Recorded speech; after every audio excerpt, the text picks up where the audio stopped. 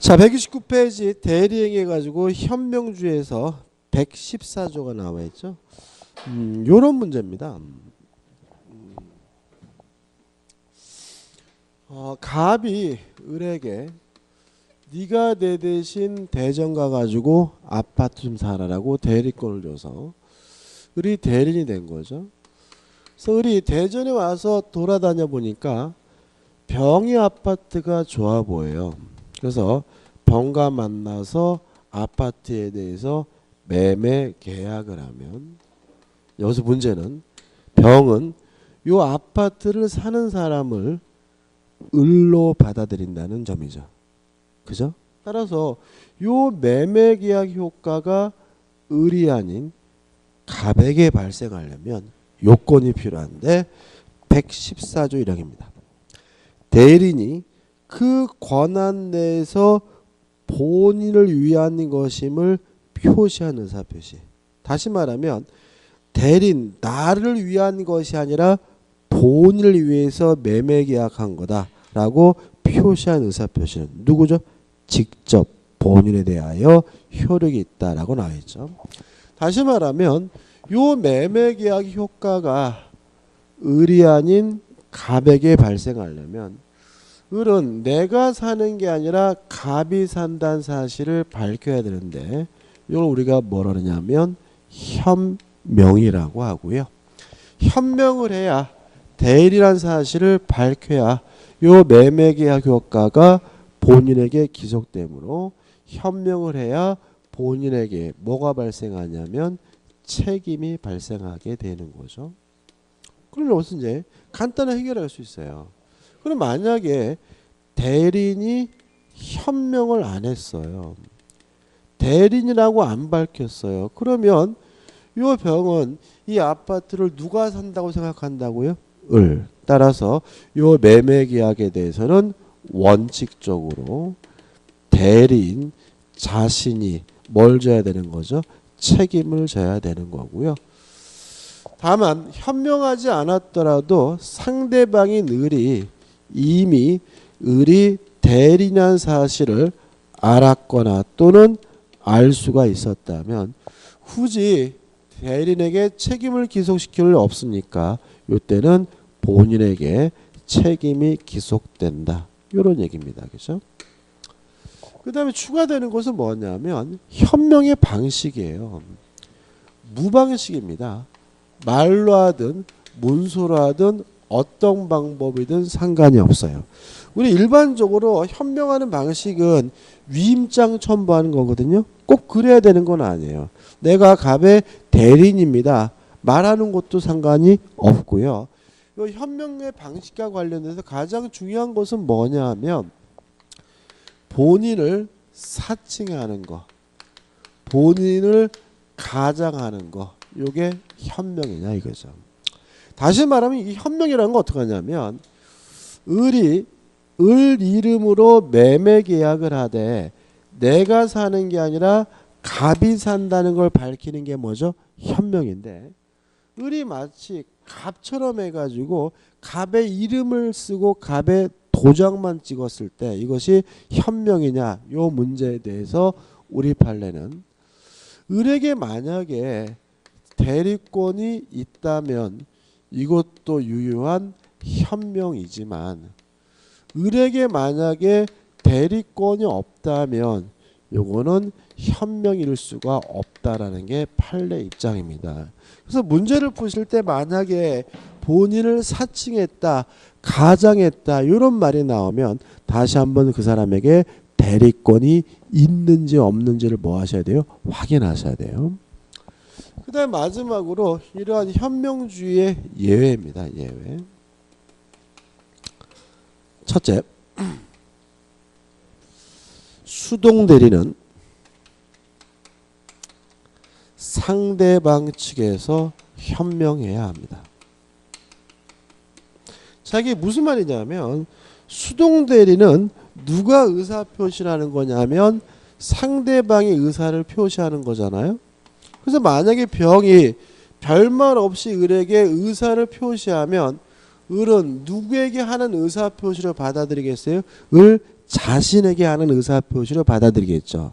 따라서 병이 을에게 한 의사표시가 을이 아닌 갑에게 효과가 발생하려면 누가요?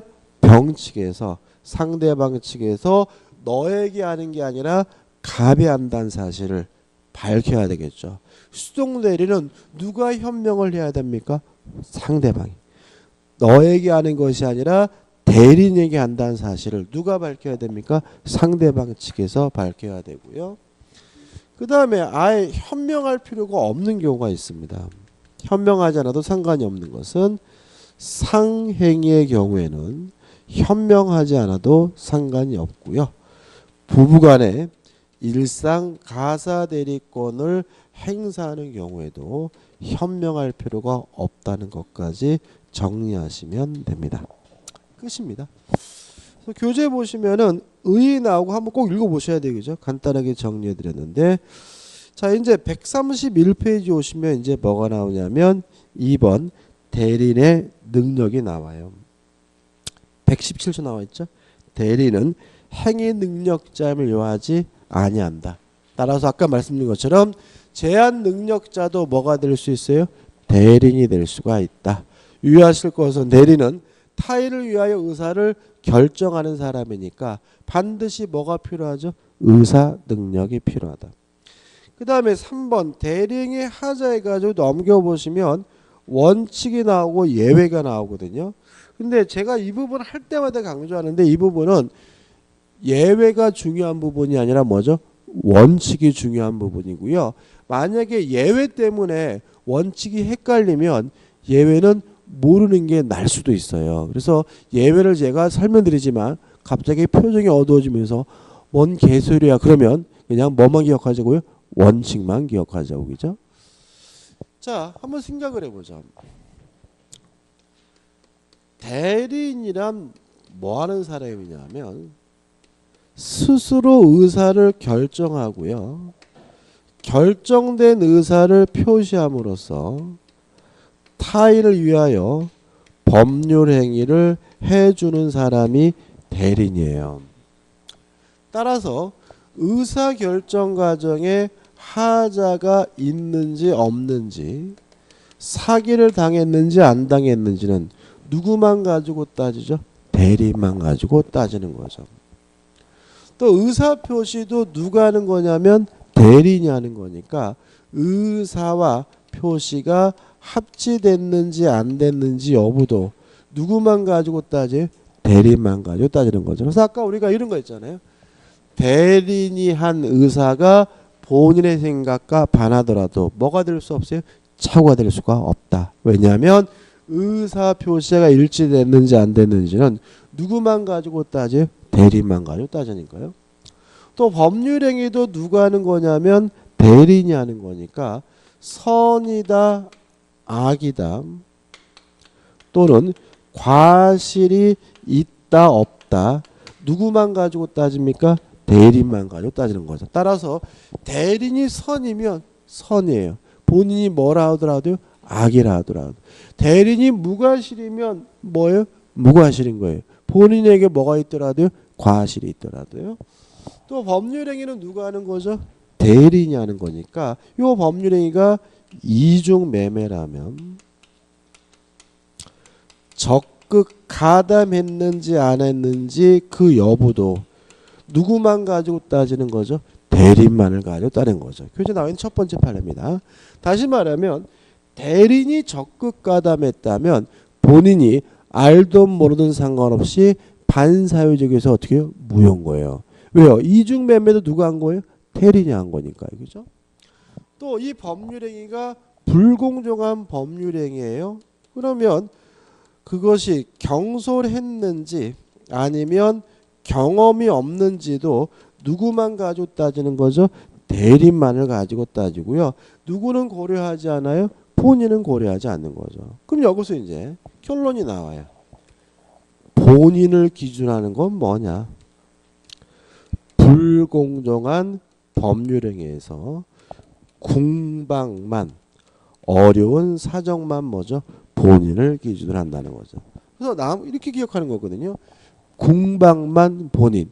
궁박을 제외한 나머지 모든 것들은 누구만 가지고 따져요? 대리인만 가지고 따지고요. 본인이 그러한 사실을 알았는지 몰랐는지 뭐 하지 않아요? 고려하지 않습니다. 여기가 뭐죠? 원칙인 거예요. 예외입니다. 자, 예외. 자, 왜 궁박만 본인이고 나머지 모든 것들은 다 대리인만 가지고 따지냐면요. 의사결정의 주체가 본인이 아니라 누구기 때문이에요? 대리인이기 때문이거든요. 그래서 만약에 본인이 의사결정 과정에 참여를 했어요. 그러면 누구 것도 고려해야 돼요? 본인 것도 고려해야 되는 거예요. 이건 적지 않으셔도 되는데. 자, 그럼 뭐죠? 한번 생각해 보자고요. 자, 물건에 하자가 있다는 이유로 담보 책임을 물으려면요. 매수인은 뭐 해야 되냐면 선의이고 무과실이어야 돼요. 기억나시나요? 그죠? 그러면 생각을 해보자고요. 갑이 본인이고 을이 대리인이고 을이 갑을 대리해서 병과 만나가지고 자전거에 대해서 매매 계약을 했는데 이 자전거가 고장난 자전거예요. 제대로 말을 들지 않는 물건에 하자가 있는 거죠. 근데 이 대리는 이 자전거가 고장났다는 사실에 대해서 선의이고 무과실이지만 본인은 고장난 자전거라는 사실 뻔히 알고 있었어요. 그래도 본인은 갑에게 담보 책임을 묻는 것이 뭐죠? 가능합니다. 왜냐하면 선인지 과실이 있는지 없는지는 누구만 가지고 따져요? 대리인만을 가지고 따지는 거고요. 본인이 그 사실을 알았는지 몰랐는지 뭐 하잖아요? 고려하지 않으니까요. 이해되시죠? 그죠? 그죠? 여기서 이상하게 생각하시면 안 돼요. 이걸 이상하게 생각하는 건 아직도 의사결정을 누가 한다는 걸 받아들이지 않았어요? 대리인이 하고 있다는 사실을 받아들이지 않으니까 자꾸 이상하게 생각하는 거예요. 얘는 의사결정 안 해요. 오로지 누구만 하는 거예요? 을이 한다니까요. 그죠? 이게 원칙인 거예요. 근데 만약에 갑이 을에게 그 자전거를 사라고 지시를 했어요. 그러면 갑이 실질적으로 의사결정 과정에 뭐 한 거예요? 참여한 거죠. 그죠? 그러면 이제는 본인 것도 고려해야 되니까 얘네는 뭐로 바뀌는 거예요? 악의로 바뀌는 거고요. 따라서 갑은 병에게 물건에 대한 하자담보채 뭐 할 수 없어요? 물을 수가 없는 거예요. 예외 한번 읽어볼게요. 그러나 특정한 법률 행위를 위임한 경우에 대리인이 어떻게 했어요? 본인의 지시에 쫓아 그 행위를 했어요. 그러면 의사결정 과정에 누구도 참여한 거죠? 본인도 참여한 거잖아요. 그럼 본인 것도 고려해야 돼요. 따라서 본인은 자기가 안 사정 또는 과실로 인하여 알지 못한 사정에 관하여 대리인의 부지, 선의를 뭐하지 못해요? 주장하지 못합니다.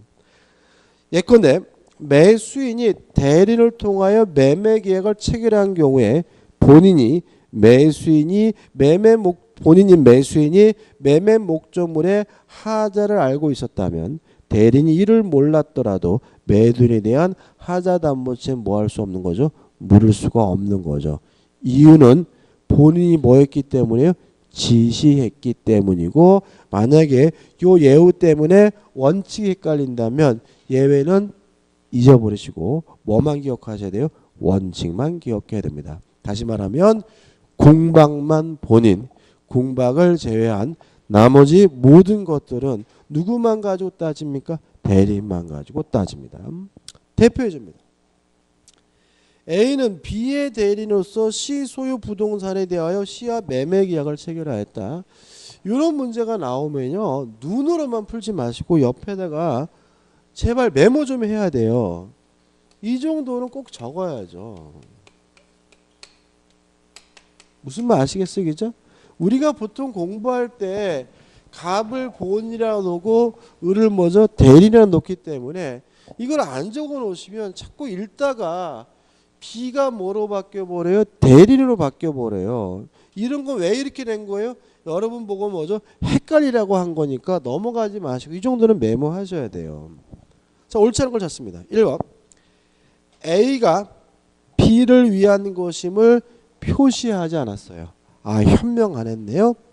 대리인으로 행위한 것임을 C가 상대방이 알 수 있었을 경우에는 그 효과는 B에게 기속한다. 맞죠?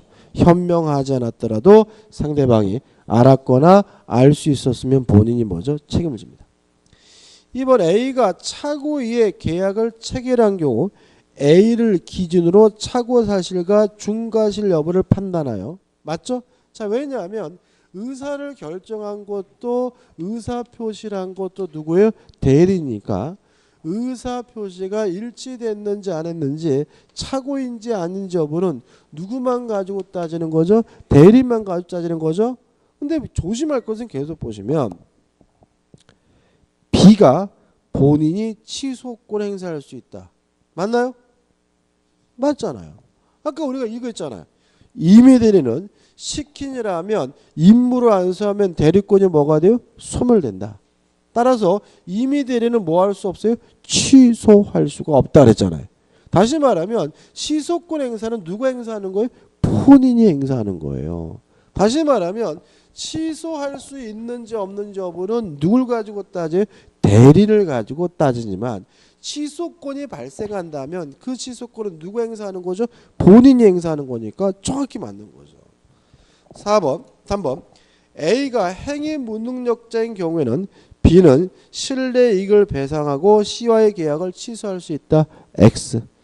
대리는 행위 능력자일 필요가 없습니다. 그 말은 대리는 행위 무능력, 제한 능력을 이유로 대리 행위를 뭐 할 수 없다는 얘기예요? 취소할 수 없다는 얘기니까 답은 뭐죠? 3번이 되는 거죠. 4번 A가 C를 사기 또는 강박하여 계약을 체결한 경우 자 사기 쳤는지 안 쳤는지도 A 대리만 가지고 따지는 거죠. 본인이 알았는지 몰랐는지 뭐 하잖아요? 고려하지 않는 거죠. 따라서 C는 A의 사기 또는 강박 사실에 대한 B 본인의 선의 악의와 관계없이 B에 대해 취소권 행사할 수 있다. 맞는 지문이고요. 5번 A가 계약 당시 부동산 하자에 대해 선의 무과실이에요. 물론 선의이고 무과실 여부는 누구만 가지고 따져요? 대리만 가지고 따지는 거죠. 본인이 알았는지 몰랐는지 뭐 하잖아요? 고려하지 않는 거니까 B는 C에 대하여 하자 대모 책임 물을 수 있다. 맞는 질문이 되는 거죠. 예외 자칙에는 예외는 잘 안 내요. 그죠? 원칙을 내는 거니까 원칙을 잊지 마시기 바랍니다. 대리 효과입니다. 1. 법률 효과가 직접 본인에게 기속된다. 주의하실 것은 대리인의 불법 행위는 본인에게 효과가 기속되지 않아요. 왜요? 대리는 법률 행위에 한해서만 허용되는 거니까. 불법 행위 사실 행위에 대해서는 대리가 허용되지 않으니까 대리인의 불법 행위에 대해서는 본인이 책임지지 않고요. 넘겨보시면 2번 본인의 능력 아까 했죠. 대리인이 대리행위를 할 때 본인은 의사 능력도 행위 능력도 필요 없고 뭐만 있으면 돼요? 권리 능력만 있으면 되다. 왜냐하면 의사를 결정하는 것도 대리인이고 법률 행위를 하는 것도 누구예요? 대리니까요. 그 다음에 복대리가 나오죠. 이 복대리 부분은 법조문이 중요한 부분이거든요. 설명드리고 법조문 한번 읽어보자고요. 자, 이런 겁니다. 갑이 본인이고 을이 대리인인데 대리인이 또다시 병이라는 사람을 선임했어요. 근데 이 사람이 만약에 갑 본인을 대리한다면 이 사람은 우리가 뭐라 그러냐면 복대리인이라고 합니다. 따라서 복대리인은 누가 선임했습니까? 대리인이 선임했죠. 누구를 대리합니까? 본인을 대리합니다. 그래서 좌측에 의 나와 있고 법적 손절 볼까요? 1번 복대리인도 대리인이다. 그 말은 스스로 뭐 한다는 얘기죠? 의사를 결정한다는 얘기죠. 2번 복대리는 누가 선임했습니까? 대리인이 선임한 사람이고요. 3번 복대리는 선임한다 그래서 대리인의 대리권이 뭐 되진 않아요? 소멸되진 않고요. 4번 복대리는 항상 뭐죠? 임의 대리인이다. 자, 이게 무슨 말이냐면 요 대리인은 임의 대리인일 수도 있고 법정 대리인일 수도 있어요. 그렇지만 요 복대리는 항상 예외 없이 뭘 수밖에 없어요? 임의 대리인일 수밖에 없죠. 왜요? 대리인이 선임안이라는 말은 복대리인을 선임하기 위해선 반드시 뭐가 필요하다는 얘기죠? 수권행위가 존재한다는 얘기니까 반드시 뭐죠? 임의 대리인이라는 얘기죠. 우측에 보시면 이제 임의 대리인의 복임권과 책임에서 나오는데, 자, 먼저 정리하고 교재 볼게요. 자, 만약에 을이 임의 대리인이면 원칙적으로 복대리인을 선임할 수가 없습니다. 복임권이 없어요. 그럼 항상 임의 대리인은 복대리인 선임할 수가 없느냐? 아닙니다. 본인의 승낙이 있거나 또는 부득이한 사유가 존재하는 경우에는 예외적으로 복대리인을 선임할 수가 있습니다.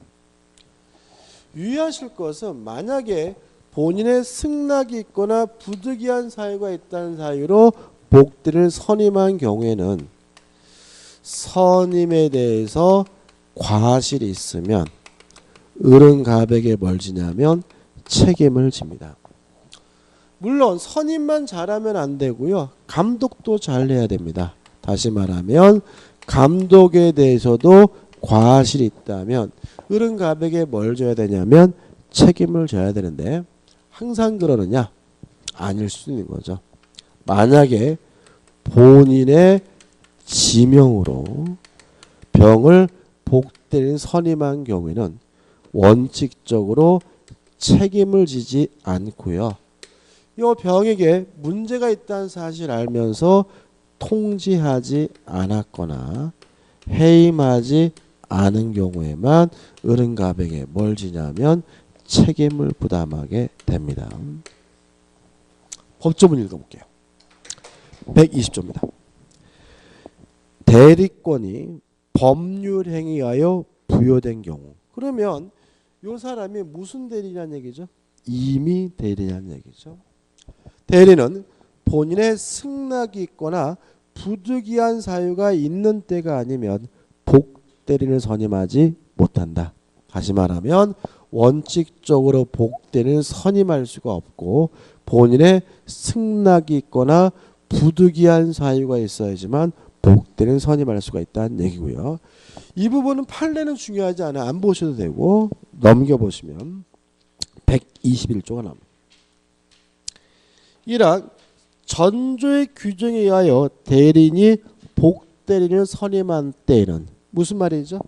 본인의 승낙이 있거나 부득이한 사유가 있다는 이유로 복대리인 선임한 때에는 본인에게 대하여 그 선임 감독에 관한 책임이 있다라는 말은 병이 갑에게 손해를 끼쳤을 때 을이 선임 감독에 대한 과실이 있다면 을은 갑에게 뭘 져야 돼요? 책임을 부담해야 된다. 이런 의미가 되고요. 2항 대리인이 본인의 지명에 의하여 복대리인을 선임한 경우에는 그 부적임 또는 불성실함을 알고 본인에게 대한 통지나 그의 힘을 태만한 때가 아니면 책임이 없다라는 말은 병을 선임한 이유가 본인의 지명으로 선임한 경우라면 통지하지 않았거나 해임하지 않은 경우에만 뭘 져요? 책임을 지고 원칙적으로 을은 갑에게 뭘 지지 않아요? 책임을 지지 않는다는 의미가 되겠죠. 야, 이게 제가 법조문 읽어드리는 이유가 뭐냐면 은근히 법조문이 좀 까다롭게 느껴질 수 있는 부분이니까 시험에 잘 나오니까 주의하시기 바랍니다. 그 다음에 두 번째로 요 을이요 친권자는 후견인과 같은 법정 대리인인 경우죠. 만약 을이 법정 대리인이라면 첫째 복대리인을 자유롭게 선임할 수 있다 복임권이 있어요. 다만 책임은 무과실 책임을 부담하게 됩니다. 자, 이게 무슨 말이냐면 만약에 대리인이 친권자 후견인과 같은 법정 대리인이라면 자유롭게 복대리인을 선임할 수 있는 대신 병이 갑에게 손해를 끼쳤다면 무과실, 을에게 아무런 과실이 없더라도 갑에게 뭘 져야 돼요? 책임을 져야 된다는 얘긴데 항상 그런 것은 아니고요. 요 무과실 책임이 과실 책임으로 전환될 수가 있습니다. 언제냐면 부득이한 사유가 존재하는 경우죠. 만약에 법정 대리인이 복대리인 선임한 것에 대해서 뭐가 존재한다면요? 부득이한 사유가 존재한다면 이제는 무과실 책임이 아니라 뭐죠? 과실 책임으로 전환이 되게 됩니다. 법조문 읽어볼게요. 122조입니다. 법정 대리는 그 책임으로 복대리인을 선임할 수가 있다고 나와 있잖아요. 이게 무슨 의미냐면 복대리인을 선임할 수 있다. 복임권이 있는데 그 책임이라는 말은 전적으로 책임을 져야 된다. 무슨 책임을 부담한다는 거죠? 무과실 책임을 부담한다는 얘기죠. 그러나 부득이한 사유로 인한 때에는 전조 제1항에 정한 책임만 있다는 말은 원래는 무과실 책임이었는데 부득이한 사유가 존재하는 경우에는 뭐로 바뀌는 거죠? 과실 책임으로 뭐가 돼요? 전환되게 된다는 거 주의하시기 바랍니다. 끝입니다. 우측에 이제 복대리인의 지위가 나오는 특별한 건 없습니다. 일단 1번 복대리인과 대리인과의 관계죠. 자, 보시면 병의 대리권은 을로부터 비롯됐으니까 을의 대리권보다 반드시 뭐 해야 되냐면 작아야 돼요. 또 병의 대리권은 을로부터 비롯됐기 때문에 을의 대리권이 소멸하면 복대리권도 자동으로 뭐하게 돼요? 소멸되게 된다. 이 정도고. 그 다음 2번 복대리인과 상대방과의 관계. 3번 본인에 대한 관계인데 이거는 대리인과 똑같다. 다시 말하면 대리인이 선임했다는 점에서는 특색이 있지만 어차피 누구를 대리하는 사람이죠? 본인을 대리한 대리니까 본인에 대한 관계나 상대방에 대한 관계에서는 대리인과 똑같은 권리와 의무를 부담하게 된다는 거 주의하시기 바라고요. 넘겨보시면 4번 복대리인의 복인권이 나오죠. 얘가 한 번 더 선임하면 뭐가 되냐면 복복대리인이 되거든요. 그래서 복복대리인 선임할 수가 있느냐? 있다. 근데 문제는 뭐냐면 복대리인은 항상 예외 없이 뭐이기 때문에 이미 대리인이기 때문에 본인의 승낙이 있거나 부득이한 사유가 있어야지만 복복대리인을 뭐 할 수 있어요? 선임할 수 있다는 점 주의하시면 되고 마지막으로 복대리권의 소멸 다시 말씀드리면 대리인의 대리권이 소멸하면 복대리권도 자동으로 뭐가 돼요? 소멸된다. 이 정도 된 거죠. 대표 예제입니다. 복대리에 관한 설명으로 타당하지 않은 것은 1번 법정 대리는 부득이한 사유가 없어도 복대리인 선임할 수 있다. 5점. 법정 대리는 자유롭게 복대리인 선임할 수 있다. 뭐가 있죠? 복인권이 있죠. 2번 법정 대리는 복대리인 선임한 때는 선임 감독상의 과실이 없어도 언제나 책임을 진다. X점. 원칙적으로 무과실 책임이지만 부득이한 사유가 존재하면 뭐로 뒤바뀝니까? 과실 책임으로 뒤바뀌니까 언제나 과실이 없어도 책임을 진다는 지문은 뭐가 돼요? X가 되고요. 답은 뭐죠? 2번이 되는 거죠. 3번 임의 대리는 부득이한 사유 또는 본인의 승낙이 있어야 복대리인 선임할 수 있다. 맞죠?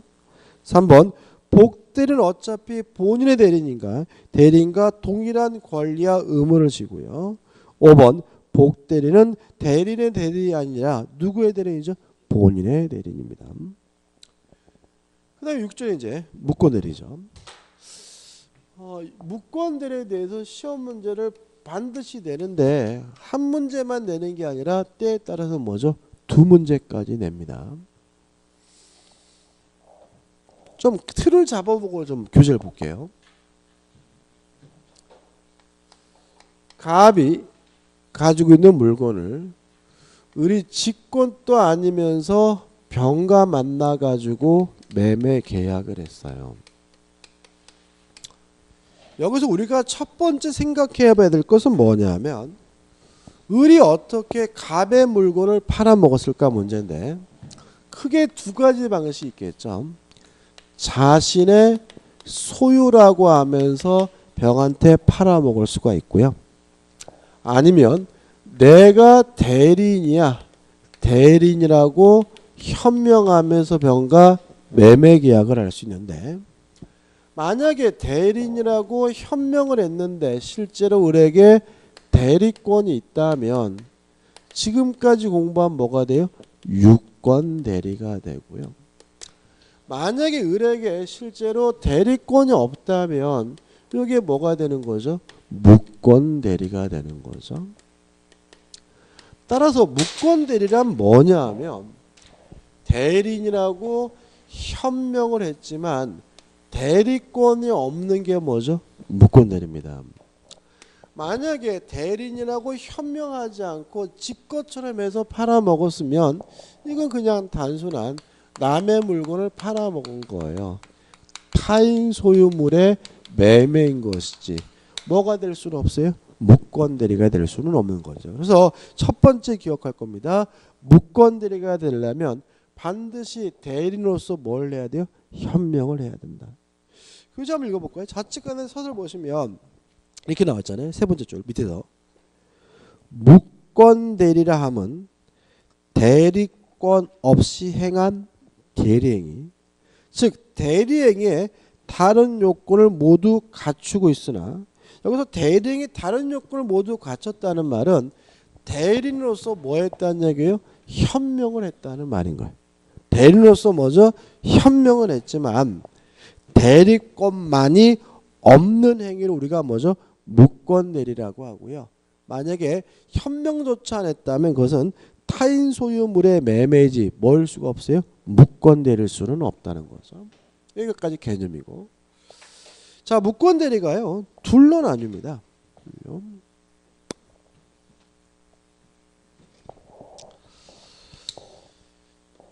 협의 좁은 의미의 무권 대리와 그 다음에 뭘로 나뉘냐면 표현 대리로 나뉩니다.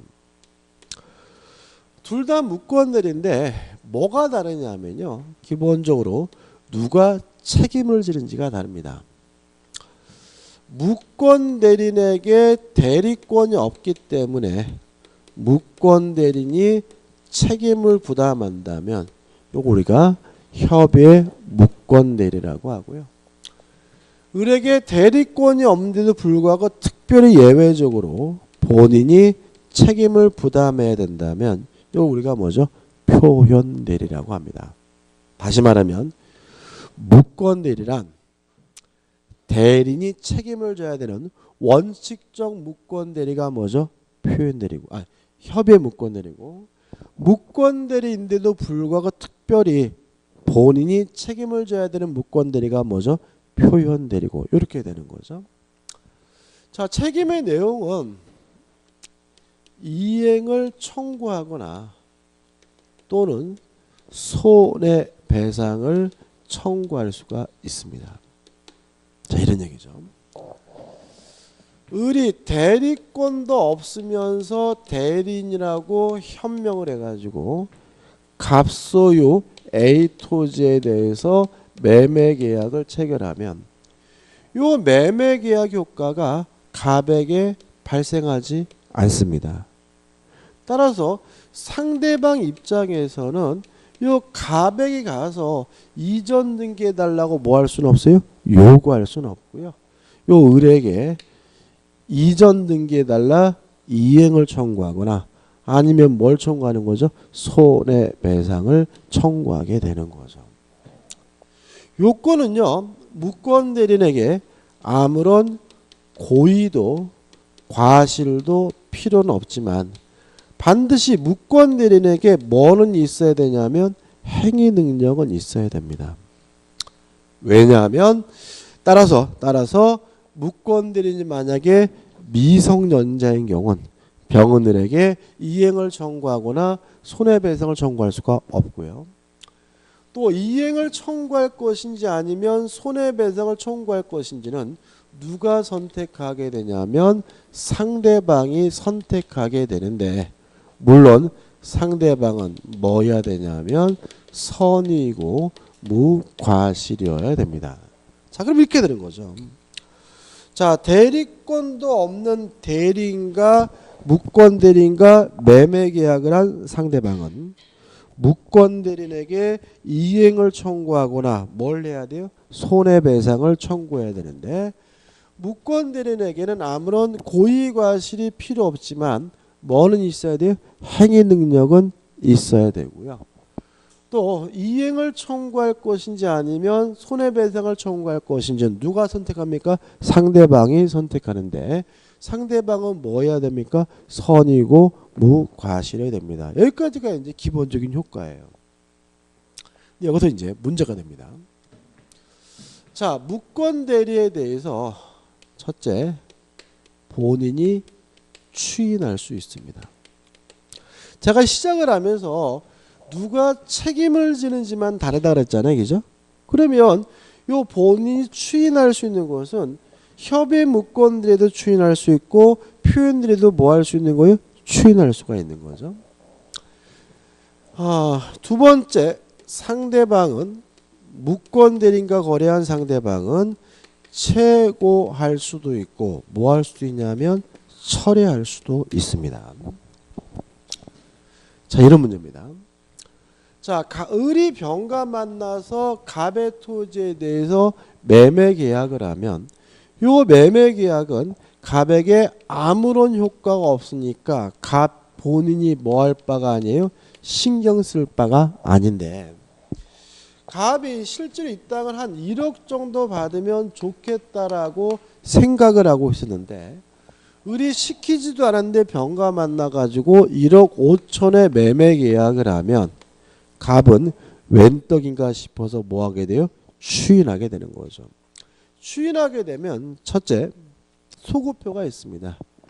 매매 계약은 무권 대리 시로 소급을 해서 뭐가 되냐면 유효가 됩니다.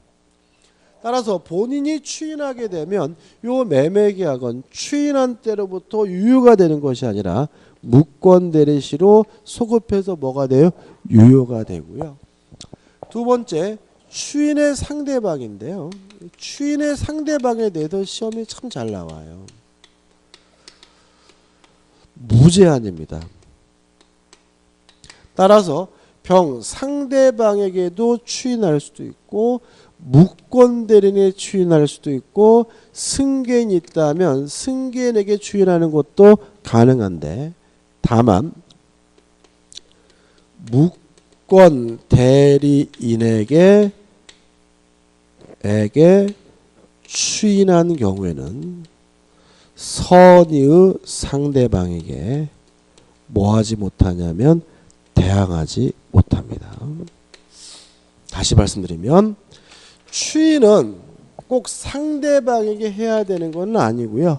무권 대리인에게 추인하는 것이 뭐죠? 가능하긴 한데, 다만 그 사실을 모르는 선의 상대방에게 뭐 하지는 못해요? 대항하지는 못한다. 이런 거고요. 그 다음에 상대방은 최고할 수가 있습니다. 뭘 최고하냐면 추인할 건지 안 할 건지를 확답해 달라고 최고할 수 있고요. 최고 기간 내 확답을 바라지 않으면 추인을 거절하는 것으로 확정이 된다는 거 기억해 두시고요. 요 최고는 선의 상대방뿐만 아니라 악의 상대방도 최고할 수 있다는 거 주의하시기 바라고요. 철회는 언제까지 할 수 있냐면 추인 전까지 없던 거로 하자 하는 것이 뭐죠? 가능한데, 철회는 선의 상대방만이 할 수 있고 악의 상대방은 뭐 하지 못해요? 철회하지 못합니다. 그럼 마지막으로 설명드릴 건 뭐냐면 요겁니다. 자, 요 부분. 자, 원래 추인 전까지만 철회할 수 있고요. 만약에 본인이 이미 추인했으면 더 이상 뭐 하지 못해요? 철회하지 못합니다. 따라서 갑이 무권 대리인에게 추인한 경우에는 원칙적으로 병은 상대방은 더 이상 뭐 하지 못해야 돼요?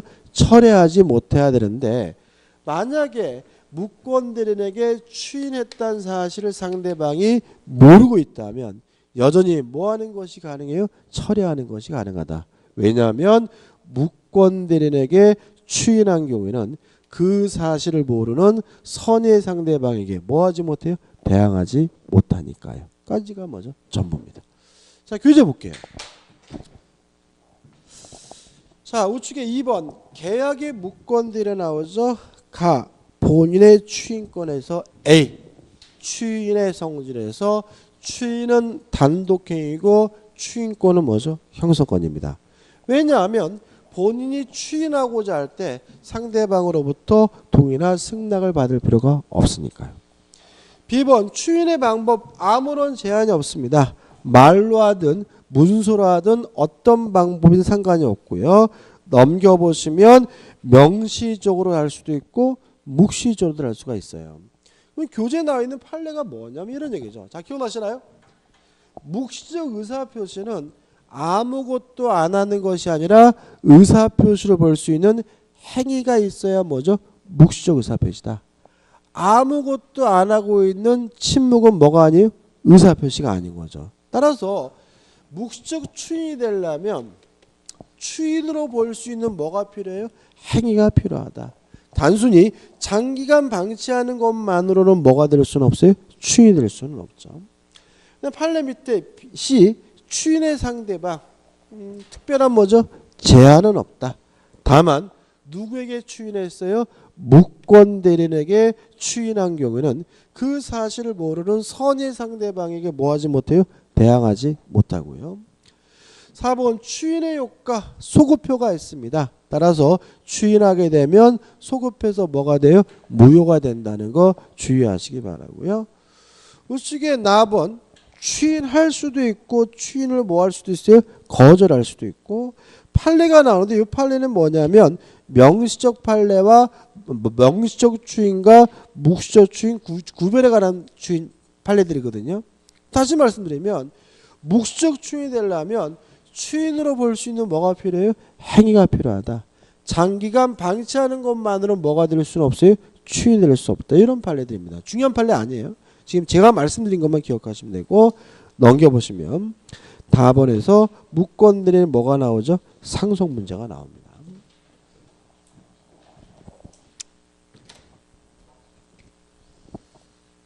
갑이 소유하고 있는 A 토지를요.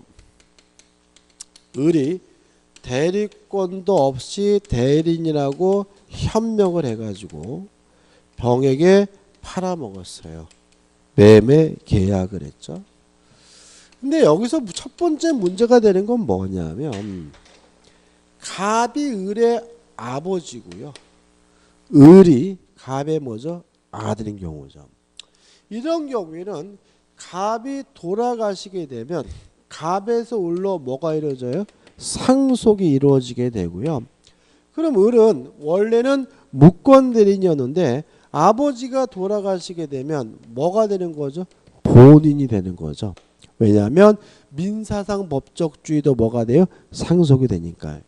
이때 을이 본인의 법적주의를 이용해 가지고 추인을 못하겠다라고 거절할 수 있느냐?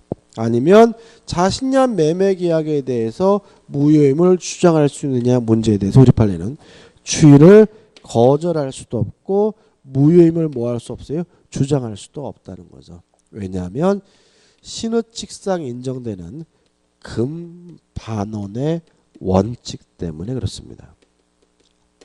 금반원의 원칙이라는 말은 반대되는 언행이 뭐가 돼요? 금지가 된다는 얘기거든요. 우리 아버지가 생전에 계실 때는 뭐 하겠다고 했어요? 팔겠다고 했던 놈이 아버지가 돌아가시고 나서는 안 팔겠다고 하는 것은 명백히 반대되는 언행이기 때문에 뭐 되잖아요? 허용되지 않습니다.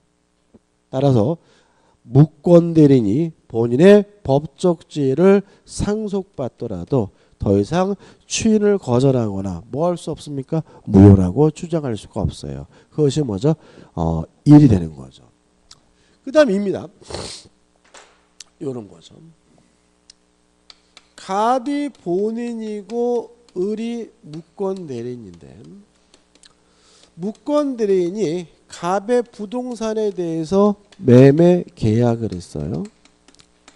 근데 문제는 뭐냐면 거꾸로입니다. 을이 아버지고 갑이 아들인 경우, 오히려 이런 경우가 더 흔합니다. 그러니까 이런 거죠. 아들이 원래는 뭐였어요? 미성년자였는데 19살이 넘으면 뭐가 돼요? 성년자가 되니까 아버지는 더 이상 뭐가 아니에요? 친권자가 아니거든요. 동의하시죠? 그러면 아들이 19살 먹으면 아버지는 뭐가 아니에요? 친권자가 아니니까 아들을 대리해서 매매 계약을 하면 뭐인 거예요? 무권대리인 거죠. 그죠? 근데 실제로 우리가 부모들은 아들이 20살 먹었더라도 뭘 애 취급하잖아요. 그죠? 그래서 이런 것들이 의외로 더 흔하게 발생하는데 그리고 나서 을이 돌아가시는 바람에 을에서 갑으로 뭐가 졌어요? 상속일을 줬어요. 그러면 갑은 원래 뭐였어요? 본인이었는데 이제 뭐이기도 한 거죠? 무권 대리인이기도 한 거죠. 이렇게 무권 대리인의 법적 지위를 상속받았을 때 갑이 본인의 법적 지위를 이용해 가지고 추인을 거절하는 것은 가능하다는 게 우리 판례 입장입니다. 왜냐하면 아까는 지가 팔아놓고 이제 와서 안 팔겠다고 하는 것은 반대되는 언행이니까 뭐 되지 않는 거예요? 허용되지 않는 거지만 이 경우에는 갑은 아버지가 생전에 계실 때도 팔겠다고 한 바가 없는 사람이니까 자신이 안 팔겠다고 하는 것은 뭐예요? 반대되는 언행이 아닌 거죠. 따라서 본인이 무권대리인의 지위를 상속한 경우에는 여전히 추인을 거절하는 것이 가능하다는 거 기억해 두시기 바랍니다. 그 다음 이제 2번 상대방에 대한 요건 요겁니다. 그죠? 상대방은 추인 여부를 뭐 할 수 있어요? 최고할 수 있고 최고 기간 내에 확답을 바라지 않으면 뭐가 되죠? 추인을 거절하는 것이 되고요. 주의하실 것은 최고는 선의 상대방뿐만 아니라 악의 상대방도 뭐 할 수 있어요? 최고할 수 있다. 우측에 철회가 나오죠. 철회는 추인 전까지만 할 수가 있는데 유의하실 것은 철회는 선의 상대방만이 할 수 있고 누구는 못해요? 악의 상대방은 철회하지 못한다. 그 다음에 이제 3회까지 무권의 상대방에 대한 책임이 나오는데 이 부분입니다. 무권 대리인과 거래한 상대방은 이행을 청구하거나 손해배상을 청구할 수 있는데 요건은 무권 대리인에게 고의 과실은 요구하지 않지만 반드시 뭐가 필요해요? 행위 능력이 필요하고요. 상대방은 뭐 해야 돼요? 선이고 무과실은 요것만 기억하시면 되고요. 넘기셔서 144페이지에 오시면 그 내용이 나오죠. 책임의 내용은 이행을 청구하거나 손해배상을 청구하는데 누가 선택합니까? 상대방이 선택하게 됨을 주의하시 바랍니다. 그 다음에 4번 본인과 무권대리인과의 관계가 나오는데요. 일단 갑과 을은 원칙적으로 아무 사이 아닙니다. 다만 본인이 추인하게 되면 무권대리에게는 뭐가 되냐면 사무관리가 되게 된다. 왜냐하면 사무관리는 법적 의무 없이 타인의 사무를 처리해 주는 게 뭐죠? 사무관리이기 때문에 그렇고요. 그 다음 우측에 보시면 마지막으로 뭐가 나오죠? 단독행위 무권대리 나오죠? 무효입니다. 무효예요. 단독행위 무권대리는 뭐죠? 무효입니다. 다만 형식은 단독행위지만 실질의 계약과 다름이 없는 경우에는 계약에 무권대리에 관한 규정이 뭐가 돼요? 준용이 됩니다. 다시 한번요. 단독행위의 무권대리는 확정적 무효인데 실질이 무엇과 다름이 없어요?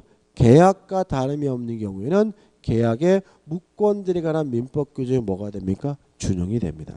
끝이에요. 넘겨보시면 이제 대표 예제가 나오죠. 풀어보죠. 대리권 없는 을이 갑을 대리하여 병에게 갑소의 토지를 매도하였다. 다음 설명 중 틀린 것은 1번 을이 갑을 단독 상속했죠. 이거죠. 을이 원래 뭐였어요? 무권들이는데 본인을 뭐죠? 단독 상속한 경우.